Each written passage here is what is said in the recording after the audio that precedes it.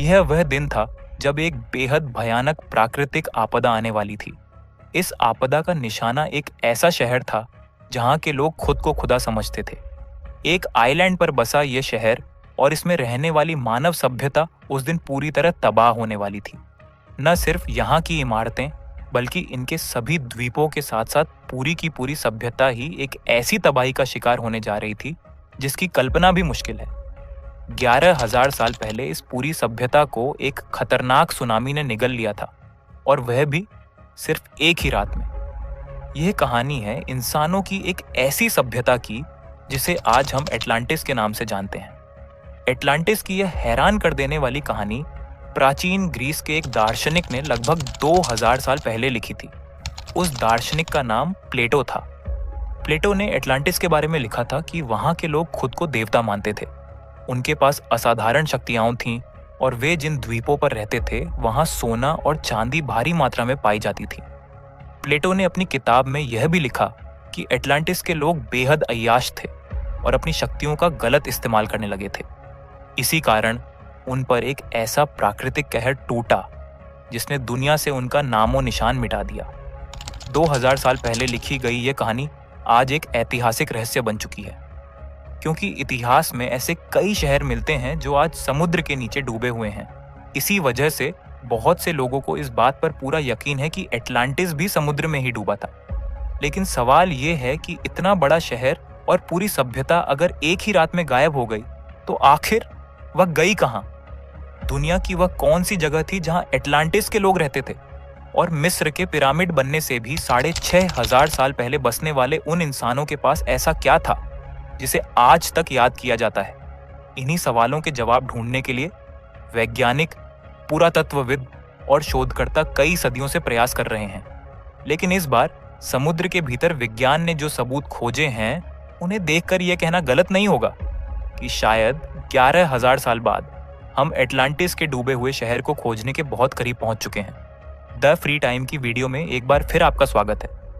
समुद्र के भीतर डूबी हुई रहस्यमयी नगरियां हर किसी को अपनी ओर खींचती हैं, और खासकर वे शहर जिनके बारे में कोई ठोस जानकारी मौजूद नहीं है। इन रहस्यमयी शहरों में अगर सबसे ऊपर किसी का नाम आता है तो वह है एटलांटिस। एटलांटिस को समुद्र में खोजने के लिए विशेषज्ञ कई प्रयास कर चुके हैं। इन्हीं में से एक प्रयास जापान के एक दूर दराज द्वीप के पास किया गया जिसे योनागुनी के नाम से जाना जाता है। यहाँ का समुद्री पानी बेहद खतरनाक है। इस इलाके से अक्सर टाइफून उठते हैं और पानी के भीतर हैमरहेड शार्क्स भी पाई जाती हैं। समुद्र के इस खतरनाक हिस्से में गोताखोरी करना डीप सी डाइवर्स के लिए एक बड़ी चुनौती होती है। इसी वजह से लंबे समय तक ये जगह विशेषज्ञों की नज़रों से छुपी रही। किहाचिरो अराताकी वह डाइवर था जिसने अपनी जान की परवाह किए बिना योनागुनी में डाइव किया। उसका कहना था कि जब वह पानी के भीतर गया तो पानी बिल्कुल क्रिस्टल क्लियर था और उसने समुद्र की तलहटी में एक अजीब सा विशाल ढांचा देखा। पहले अराताकी को लगा कि यह एक सामान्य पत्थर का पहाड़ है, लेकिन उसका शक तब यकीन में बदल गया जब उसने उस पहाड़ जैसे ढांचे पर सीढ़ियों जैसी संरचनाएं देखी। अगर यह एक प्राकृतिक चट्टान थी तो उस पर सीढ़ियां क्यों बनी हुई थीं? जब अराताकी इस ढांचे की जांच करने के लिए और नीचे गया तो उसने जो देखा उस पर यकीन करना बेहद मुश्किल था। यह पूरा ढांचा लगभग 6 फुटबॉल मैदानों जितना बड़ा था और इसकी ऊंचाई 8 मंजिला इमारत के बराबर थी। नीचे से लेकर ऊपर तक इसमें सीढ़ियां बनी हुई थीं और इसकी हर एक साइड आश्चर्यजनक रूप से बिल्कुल नियमित पैटर्न में बनी थी। यह सब देखने के बाद एक बात साफ हो गई थी। समुद्र की गहराई में मौजूद यह रहस्यमयी ढांचा प्राकृतिक नहीं बल्कि इंसानों द्वारा बनाया गया था। लेकिन सवाल यह था कि यह आखिर है क्या? विशेषज्ञों का मानना था कि सिर्फ डाइविंग के जरिए इस ढांचे के बारे में पूरी जानकारी हासिल नहीं की जा सकती। इसीलिए अब तकनीक का सहारा लेने का फैसला किया गया। आधुनिक सोनार तकनीक का इस्तेमाल करते हुए योनागुनी द्वीप के आसपास समुद्र की स्कैनिंग की गई। सोनार एक ऐसी डिवाइस होती है जो पानी में ध्वनि तरंगें भेजती है। ये तरंगें समुद्र में मौजूद अलग अलग चीजों से टकराकर वापस लौटती हैं, जिन्हें रिसीवर कैप्चर करता है और उनसे एक इमेज तैयार की जाती है। जब सोनार स्कैनिंग पूरी हुई और उसका 3D मॉडल बनाया गया तो सच्चाई सामने आ चुकी थी। हजारों साल बाद पहली बार इस रहस्यमयी ढांचे का पूरा लेआउट साफ दिखाई दे रहा था, और जो कुछ सामने आया उस पर यकीन करना आसान नहीं था।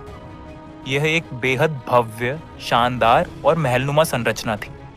इस अद्भुत खोज ने पूरी दुनिया के पुरातत्वविदों, भूवैज्ञानिकों और वैज्ञानिकों को चौंका दिया। हर कोई इस ढांचे को देखने के लिए योनागुनी द्वीप की ओर दौड़ पड़ा। इन्हीं में से एक थे marine geologist professor Masaki Kimura. Professor Kimura का मानना था कि इसमें कोई शक नहीं कि यह ढांचा इंसानों द्वारा बनाया गया है। इसमें ऐसे कई संकेत मौजूद थे जो बताते थे कि जब यह संरचना हजारों साल पहले पानी से बाहर थी, तब इसका इस्तेमाल किसी अज्ञात सभ्यता द्वारा किया जाता था। आटूथो आच्चे। इस ढांचे में अंदर जाने के लिए एक सुरंग भी बनी हुई थी, जो शायद इसका मुख्य प्रवेश द्वार थी। प्रवेश द्वार और सीढ़ियों तक पहुंचने के लिए बाकायदा रास्ता बनाया गया था। सीढ़ियां सीधे ढांचे की ऊपरी सतह तक जाती थीं, जहां पूरी तरह सपाट टेरेस बने हुए थे। सबसे ऊपरी टेरेस पर एक ऐसी चीज भी मौजूद थी जिसे देखकर यह अंदाजा लगाया जा सकता है कि यहाँ रहने वाले लोग हजारों साल पहले भी काफी आधुनिक सोच रखते थे। यहाँ एक त्रिकोण आकार का पूल बना हुआ था। प्रोफेसर किमुरा का मानना है कि लोग नहाने के बाद इन्हीं टेरेस पर धूप सेंकते होंगे। ये टेरेस इतने विशाल हैं कि यहाँ एक साथ हजारों लोग खड़े हो सकते हैं। योनागुनी द्वीप के पास समुद्र में मौजूद ये ढांचा, जिसमें प्रवेश द्वार, रास्ते, सीढ़ियां, टेरेस और एक पुल तक बना हुआ था, प्रोफेसर किमुरा को इस ओर इशारा करता है कि ये किसी प्राचीन सभ्यता का किला या महल रहा होगा। लेकिन इस सिद्धांत को साबित करने के लिए ठोस सबूत जरूरी थे।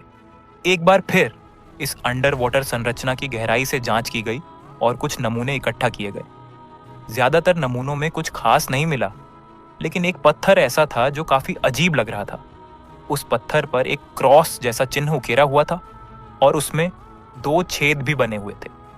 प्रोफेसर किमुरा का मानना है कि शायद लोग इसे उंगलियों से पकड़ते होंगे और उस दौर में इसका कोई धार्मिक या सांस्कृतिक महत्व रहा होगा। देखने में यह ढांचा पत्थरों के ब्लॉक से बना हुआ लगता है, लेकिन फॉरेंसिक जांच से पता चला कि ये छोटे छोटे पत्थरों से नहीं, बल्कि एक ही विशाल चट्टान को तराशकर बनाया गया है। यहाँ से मिले आर्टिफैक्ट्स की कार्बन डेटिंग से पता चला कि ये नमूने लगभग 8 से 10,000 साल पुराने हैं। यानी 10,000 साल पहले यह इलाका पानी से बाहर था और यहाँ एक ऐसी मानव सभ्यता मौजूद थी जिसका आज तक कोई नामो निशान नहीं है। लेकिन क्या ये वही 11,000 साल पुराना एटलांटिस है जिसका जिक्र प्लेटो ने किया था, या फिर ग्रीस के पास समुद्र के नीचे मिली एक पूरी डूबी हुई नगरी ही इस रहस्यमयी गुप्त शहर की असली पहचान है?